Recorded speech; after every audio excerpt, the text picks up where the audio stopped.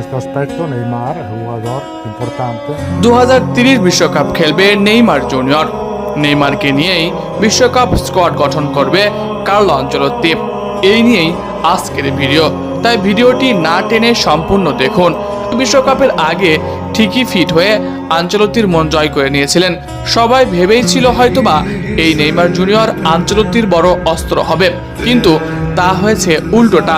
নেইমারকে প্রতিনিয়ত সাইড বেঞ্চে রেখে অপমান করছে কার্লো আনচেলত্তি। নেইমার জুনিয়র জানিয়ে দেন যে তিনি বয়স হয়ে গেলেও তার কাছে ফুটবলটা এখনো প্রিয় খেলা। তবে তার যে খুব একটা বয়স হয়েছে এমনটা নয়।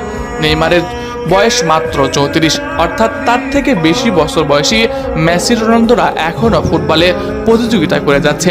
অন্যদিকে নেইমার জুনিয়রকে তার আন্তর্জাতিক ফুটবল বিদায় বলতে হচ্ছে।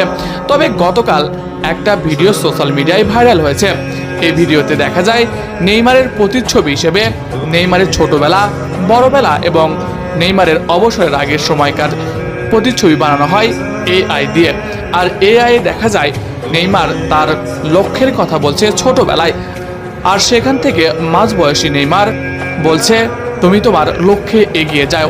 এবং নেইমার ছোটবেলার সেই নেইমারের কাছে গিয়ে তিনি কথা বলেন, আর সেই কথা বলাতেই দেখা যায় নেইমারকে সেই ছোটবেলার স্বপ্ন মনে করে দিচ্ছে যে তুমি আরও একবার বিশ্বকাপ জেতার জন্য মাঠে নামো।